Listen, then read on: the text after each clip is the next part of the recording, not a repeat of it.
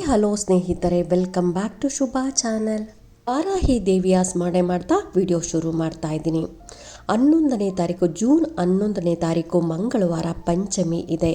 ಹಾಗಾಗಿ ಪಂಚಮಿ ದಿನ ನೀವು ರಾತ್ರಿ ಮಲಗೋ ಸಮಯದಲ್ಲಿ ಒಂದು ವೈಟ್ ಶೀಟ್ ತಗೊಂಡು ಅದರ ಮೇಲೆ ಬ್ಲೂ ಪೆನ್ನಲ್ಲಿ ನೀವು ಅಮ್ಮನ ಮಂತ್ರವನ್ನು 21 ಸಾರಿ ಬರಿಬೇಕಾಗತ್ತೆ. ಬರೆದು ಏನು ಮಾಡಬೇಕು ಅಂತಲೂ ತಿಳಿಸ್ಕೊಡ್ತಾ ಇದ್ದೀನಿ. ಇನ್ನೂ ನನ್ನ ಚಾನಲ್ಗೆ ಯಾರಾದರೂ ಸಬ್ಸ್ಕ್ರೈಬ್ ಮಾಡದೆ ಹಾಗೆ ನೋಡ್ತಾ ಇದ್ದರೆ ಎಲ್ಲರೂ ಸಬ್ಸ್ಕ್ರೈಬ್ ಮಾಡ್ಕೊಳ್ಳಿ. ಪಕ್ಕದಲ್ಲಿರೋಂಥ ಬೆಲ್ ಐಕಾನ್ ಪ್ರೆಸ್ ಮಾಡೋದ್ರಿಂದ ನಾನು ಹಾಕೋ ವಿಡಿಯೋಗಳೆಲ್ಲ ಬೇಗ ಬಂದು ತಲುಪುತ್ತೆ. ದಿನ ಪಂಚಮಿ ದಿನ ಮಾತ್ರ ಮಾಡ್ಕೊಬೇಕು, ಬೇರೆ ದಿನ ಮಾಡೋ ಹಾಗಿಲ್ಲ. ಅಕಸ್ಮಾತ್ ನೀವು ಈ ಪಂಚಮಿ ದಿನ ನೀವು ಹೊರಗಡೆ ಹೋಗಿದ್ರಿ, ಊರಲ್ಲಿರಲಿಲ್ಲ ಅಥವಾ ಪೀರಿಯಡ್ಸ್ ಆಗಿತ್ತು ಅನ್ನೋರು ಕೂಡ ನೀವು ನೆಕ್ಸ್ಟ್ ಬರುವಂಥ ಪಂಚಮಿಗಳಲ್ಲಿ ಯಾವ ಪಂಚಮಿ ದಿನ ಕೂಡ ಮಾಡ್ಕೊಬೋದು. ಇದನ್ನು ಹೆಂಗಸರೇ ಮಾಡ್ಕೊಬೇಕು ಅಂತ ಇಲ್ಲ, ಗಂಡಸರು ಮಕ್ಕಳು ಯಾರು ಬೇಕಾದರೂ ಮಾಡ್ಕೊಬೋದು. ಇದು ಯಾವುದಕ್ಕೋಸ್ಕರ ಮಾಡ್ಕೊಬೇಕು ಅನ್ನೋದಾದರೆ ಹಣದ ಸಮಸ್ಯೆ ಅಂತೂ ಎಲ್ಲರಿಗೂ ಇದ್ದೇ ಇರುತ್ತೆ, ಅದಕ್ಕೂ ಮಾಡ್ಕೊಬೋದು. ಇನ್ನು ಮಕ್ಕಳ ಮಾತು ಕೇಳ್ತಾ ಇಲ್ಲ, ಮಕ್ಕಳಿಗೆ ಒಳ್ಳೆ ಎಜುಕೇಷನ್ ಬೇಕು, ಒಳ್ಳೆ ಕೆಲಸ ಬೇಕು ಅನ್ನೋರು ಕೂಡ ಮಾಡ್ಕೊಬೋದು. ಇನ್ನು ಕೆಲವಾರು ಸಮಸ್ಯೆಗಳು ನಾವು ಯಾರ ಹತ್ರನೂ ಶೇರ್ ಮಾಡ್ಕೊಳ್ಳೋಕೆ ಕೂಡ ಆಗಲ್ಲ, ಅಂತಹ ಸಮಸ್ಯೆಗಳು ಇರುತ್ತೆ ಸ್ನೇಹಿತರೆ. ಎಲ್ಲರಿಗೂ ಎಲ್ಲ ಸಮಸ್ಯೆಗಳು ಶೇರ್ ಮಾಡ್ಕೊಳ್ಳೋಕೆ ಆಗಲ್ಲ. ಅಂತಹ ಸಮಸ್ಯೆಗಳು, ಅದರಲ್ಲೂ ಮನೆಯಲ್ಲೇ ಗಂಡ ಹೆಂಡತಿ ಸಮಸ್ಯೆ ಇರ್ಬೋದು ಅಥವಾ ಮಕ್ಕಳ ಸಮಸ್ಯೆ ಇರ್ಬೋದು, ಕೆಲವಾರನ್ನ ಎಲ್ಲರ ಹತ್ರನೂ ನಾವು ಶೇರ್ ಮಾಡ್ಕೊಳ್ಳೋಕೆ ಆಗೋದೇ ಇಲ್ಲ. ಅಂತಹ ಸಮಸ್ಯೆಗಳು ಅವರೇ ಮನಸ್ಸಲ್ಲಿ ಇಟ್ಕೊಂಡು ತುಂಬಾ ಕೊರಗ್ತಾ ಇರ್ತಾರೆ. ಹೇಳ್ಕೊಂಡ್ರೆ ಅದನ್ನು ನಾವು 4 ಜನದ ಬಾಯಿಗೆ ಹೋಗ್ತೀರಿ, 4 ಜನ ನಮ್ಮ ಬಗ್ಗೆ ಮಾತಾಡ್ತಾರೆ ಅಂತ ತುಂಬ ಜನ ಯೋಚನೆ ಮಾಡಿ ಅದನ್ನು ಯಾರ ಹತ್ರನೂ ಶೇರ್ ಮಾಡ್ಕೊಳ್ಳಲ್ಲ. ಅಂತಹ ಸಮಸ್ಯೆಗಳು ಇದ್ದರೂ ಕೂಡ ನೀವು ಇದನ್ನು ಪೇಪರಲ್ಲಿ ಬರಿಬೇಕಾಗತ್ತೆ. ಈಗ ಒಂದೊಂದು ಕಷ್ಟಗಳು ಸಂಬಂಧಿಕರ ಹತ್ರನೂ ಹೇಳ್ಕೊಳಕ್ಕಾಗಲ್ಲ, ಸ್ನೇಹಿತರ ಹತ್ರನೂ ಹೇಳ್ಕೊಳಕ್ಕಾಗಲ್ಲ. ಅಂತಹ ಪ್ರಾಬ್ಲಮ್ಸ್ ಇರೋರು ನೀವು ಪಂಚಮಿ ದಿನ, ನೀವು ಈ ಸಾರಿ ಬರುವಂಥ ಪಂಚಮಿ ದಿನ ನೀವು ಒಂದು ವೈಟ್ ಶೀಟ್ ತೊಗೊಂಡು ನೀವು ಎಲ್ಲಿ ಇರ್ತೀರೋ ಅಲ್ಲೇ ಬರೀರಿ. ಅಕಸ್ಮಾತ್ ನಾನೀಗ ಊರಲ್ಲಿದ್ದೆ ಅನ್ನೋದಾದರೆ ಅಲ್ಲೂ ಕೂಡ ನೀವು ಬರಿಬೋದು. ನೀವು ಮನೇಲೇ ಇಲ್ಲೇ ಇದ್ದು ಬರಿಬೇಕು ಅಂತ ಇಲ್ಲ, ನೀವು ಯಾವ ಜಾಗದಲ್ಲಿ ಇರ್ತೀರೋ ಅದೇ ಜಾಗದಲ್ಲಿ ರಾತ್ರಿ ಮಲಗೋ ಸಮಯದಲ್ಲಿ ನೀವು ಬರಿಬೇಕಾಗತ್ತೆ. ಇದಕ್ಕೆ ಬೇಕಾಗಿರುವಂಥದ್ದು ಒಂದು ವೈಟ್ ಪ್ಲೇನ್ ಶೀಟ್ ಬೇಕಾಗುತ್ತೆ, ಒಂದು ಬ್ಲೂ ಪೆನ್ ಬೇಕಾಗುತ್ತೆ ಅಷ್ಟೇ. ಸ್ನಾನ ಮಾಡಿಬಿಟ್ಟೆ ಬರಿಬೇಕಾ ಅಥವಾ ಪೂಜೆ ಮಾಡೇ ಬರಿಬೇಕಾ ಅಂತಂದರೆ ಆ ಥರ ಏನೂ ಇಲ್ಲ ಸ್ನೇಹಿತರೆ. ನೀವು ಸಾಯಂಕಾಲ ಹೇಗೂ ಪೂಜೆ ಮಾಡಿರ್ತೀರ, ಅಕಸ್ಮಾತ್ ನೀವು ಪೂಜೆ ಮಾಡಲಿಲ್ಲ ಅಂದರೂ ಪರವಾಗಿಲ್ಲ, ನೀವು ಮಲಗೋ ಸಮಯದಲ್ಲಿ ವಾರಾಹಿ ಅಮ್ಮನನ್ನು ನೆನೆಸ್ಕೊಂಡು ನೀವು ಅಮ್ಮನ ಮಂತ್ರವನ್ನು ನೀವು ಬರಿಬೇಕಾಗುತ್ತೆ. ನಿಮಗೇನು ಕಷ್ಟ ಇದೆಯೋ ನೋಡಿ, ಆ ಕಷ್ಟಗಳನ್ನೆಲ್ಲ ಅಮ್ಮನ ಹತ್ರ ಹೇಳ್ಕೊಂಡು ಭಕ್ತಿ ಶ್ರದ್ಧೆ ನಂಬಿಕೆಯಿಂದ ನೀವು ಈ ಕೆಲಸವನ್ನು ಮಾಡಬೇಕಾಗತ್ತೆ. ಏನು ಮಾಡಬೇಕು ಅನ್ನೋದಾದರೆ ನೀವು 11ನೇ ತಾರೀಕು ಮಂಗಳವಾರ ನೀವು ರಾತ್ರಿ ಇನ್ನೇನು ಊಟ ಮಾಡಿ ಮಲಗಕ್ಕೆ ಹೋಗ್ತಿರಲ್ಲ, ಮಲಗಕ್ಕೆ ಹೋದ ಸಮಯದಲ್ಲಿ ಒಂದು ವೈಟ್ ಪ್ಲೇನ್ ಶೀಟ್ ತೊಗೊಂಡು ಬ್ಲೂ ಪೆನ್ ತೊಗೊಂಡು ಅಮ್ಮನ ಮಂತ್ರವನ್ನು 21 ಸಾರಿ ಬರೀರಿ.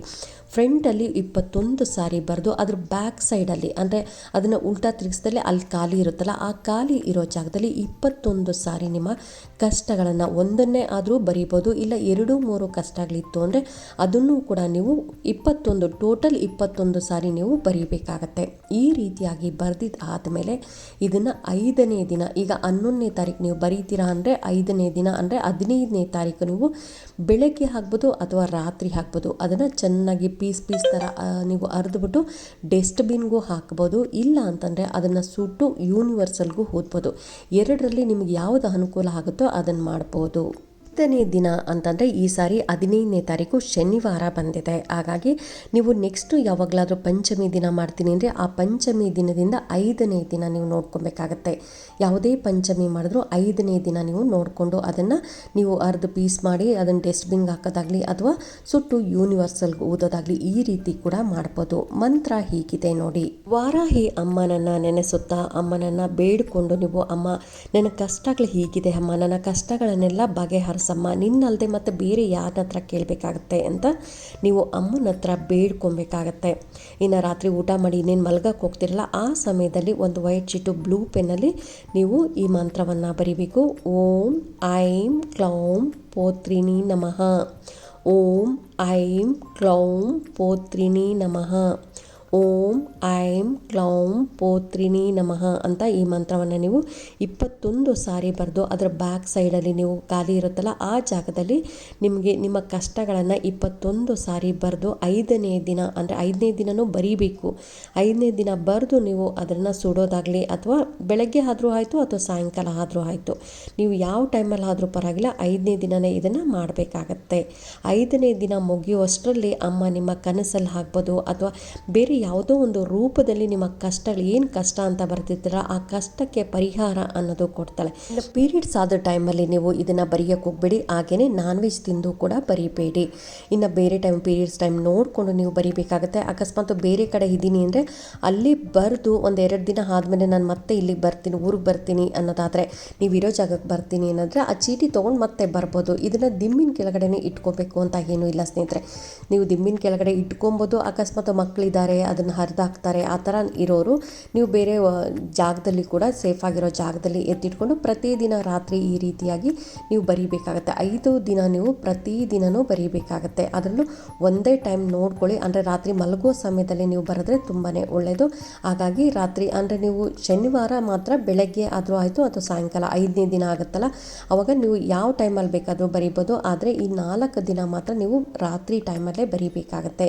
ಇದಕ್ಕೇನು ಪೂಜೆ ಮಾಡೇ ಬರಿಬೇಕು, ಸ್ನಾನ ಮಾಡಿ ಬರಿಬೇಕು ಅಂತ ಏನೂ ಇಲ್ಲ. ಅಮ್ಮನನ್ನು ನೆನೆಸ್ಕೊಳ್ಳಿ. ಅಮ್ಮನ ಹತ್ರ ನಿಮ್ಮ ಏನು ಕಷ್ಟಗಳಿದೆ ಎಲ್ಲ ಕಷ್ಟಗಳನ್ನು ಅಮ್ಮನ ಹತ್ರ ಹೇಳ್ಕೊಳ್ಳಿ. ಅಮ್ಮ ನನ್ನ ಕಷ್ಟಗಳನ್ನೆಲ್ಲ ಬಗೆಹರಿಸಮ್ಮ ಅಂತ ಹೇಳ್ಕೊಂಡು ನೀವು ಬರಿಬೇಕಾಗತ್ತೆ. ಪ್ರತಿ ದಿನವೂ ಬರಿಬೇಕು ಸ್ನೇಹಿತರೆ. ಒಂದಿನ ಬರೆದ್ಬಿಟ್ಟು ಆ ಚೀಟಿನ ಇಟ್ಕೊಳ್ಳೋದಲ್ಲ. ನೀವು 5 ದಿನ ಬರೆದು 5ನೇ ದಿನ ಬರೆದು ಅದನ್ನು ಸುಡಬೇಕಾಗತ್ತೆ. ಈ ರೀತಿಯಾಗಿ ಮಾಡಿ ಅಮ್ಮ ನಿಮ್ಮ ಕಷ್ಟಗಳನ್ನೆಲ್ಲ ಬಗೆಹರಿಸ್ತಾಳೆ. ಕ್ಷಣ ಮಾತ್ರದಲ್ಲೇ ನಿಮ್ಗೆ ಏನು ಕಷ್ಟ ಅಂತ ಹೇಳ್ಕೊಂಡಿರ್ತೀರ ನೋಡಿ, ಆ ಕಷ್ಟ ಯಾರ ಹತ್ರನೂ ಹೇಳ್ಕೊಳಕ್ಕಾಗದೇ ಇರೋಂಥ ಕಷ್ಟಗಳನ್ನು ನಾವು ಒಬ್ಬರೇ ಕೂತ್ಕೊಂಡು ಬರೀಬೋದು. ಅಮ್ಮನ ಹತ್ರ ಬೇಡಿಕೊಂಡು ಈ ರೀತಿಯಾಗಿ ಬರೆದಿರ್ತೀರ, ಅಂತಹ ಕಷ್ಟಗಳು ಕೂಡ ಬಗೆಹರಿಯುತ್ತೆ ಅಂತಲೇ ಹೇಳ್ಬೋದು. ಹಾಗಾಗಿ ಈ ವಿಡಿಯೋನ ಯಾರು ಒಂದು ಲೈಕ್ ಕೊಡೋದು ಮಾತ್ರ ಮರಿಬೇಡಿ. ಹಾಗೆಯೇ ಸಬ್ಸ್ಕ್ರೈಬ್ ಮಾಡ್ಕೊಳ್ಳಿ. Thank you.